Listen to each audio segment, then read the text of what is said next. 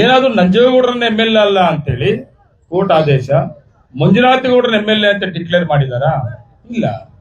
Recounting ಮಾಡೋದು ವಿಷಯ, recounting ಮಾಡ್ಲಿ ಅಂತ ಕೋರ್ಟ್ ಆದೇಶ ಆಗೋಕೆ ಮೊದಲಿಂದ ಕೂಡ ನಾನು ಇದನ್ನು ಸುಮಾರು ಸಭೆಗಳಲ್ಲಿ ಪತ್ರಿಕೆಗಳು ಕೂಡ ನಾನು ಪ್ರಸ್ತಾಪ ಮಾಡಿದ್ದೆ.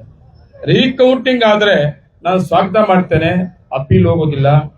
ನನಗೆ ನಂಬಿಕೆ ಇದೆ ಕೌಂಟಿಂಗ್ ಮೇಲೆ, ನಾವು ಕೌಂಟಿಂಗ್ ಅಲ್ಲಿ ಏನು ಮೋಸ ಮಾಡಿಲ್ಲ, ನಾನು ಕೌಂಟಿಂಗ್ ಮೇಲೆ ಅಪೀಲ್ ಹೋಗೋದಿಲ್ಲ ಅಂತ ನಾನು ಪ್ರಸ್ತಾಪ ಮಾಡಿದ್ದೆ. ಸಿಂಧು ಅಂದಿದ್ದಕ್ಕಾಗಿ ಹೋಗಿದ್ದೆ ನಾನು ಆ ಸಂದರ್ಭದಲ್ಲಿ ಹೇಳಿದೆ, ಸಂಭ್ರಮ ಆಚರಣೆ ಮಾಡುತ್ತವ್ದು ಏನಾಗಿದೆ, ಕೋರ್ಟ್ ಆದೇಶ ಈ ರೀತಿ ಆಗಿರೋದು, ಅವರೊಂದು ಹುಚ್ಚರು ಬಿಡ್ರಿ, ಏನ್ ಸಂಭ್ರಮ ಆಚರಣೆ ಮಾಡುತ್ತವ್ದು ಏನಿದೆ, ಒಂದೇ ಒಂದು ಪದ ಬಿಟ್ರೆ ಆ ವಿಡಿಯೋ ತಮ್ಮ ಹತ್ರ ಎಲ್ಲ ಪ್ರೆಸ್ನವ್ರ ಹತ್ರ ಎಲ್ಲ ಇದೆ.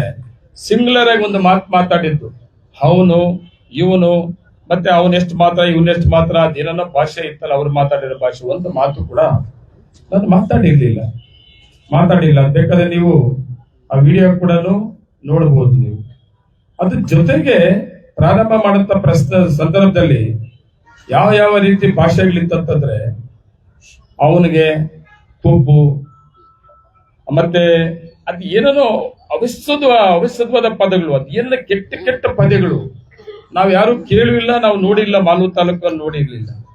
ಇವೆಲ್ಲ ಮಾತಾಡೋದ್ರ ಜೊತೆಗೆ ನನ್ನ ವೈಯಕ್ತಿಕವಾಗಿ ಪರ್ಸನಲ್ ಆಗಿ ಕೂಡ ಮಾತಾಡೋದ್ರ ಜೊತೆಗೆ ದಸರಾ ಹಬ್ಬದ ಶುಭಾಶಯಗಳು. ಪ್ರತಿ ವಾಹನ ಖರೀದಿಗೆ 10 ಗ್ರಾಂ ಬೆಳ್ಳಿ ನಾಣ್ಯ, ಫುಲ್ ಟ್ಯಾಂಕ್ ಪೆಟ್ರೋಲ್, ಹೆಲ್ಮೆಟ್ ಸಂಪೂರ್ಣವಾಗಿ ಉಚಿತವಾಗಿ ಕೊಡಲಾಗುವುದು.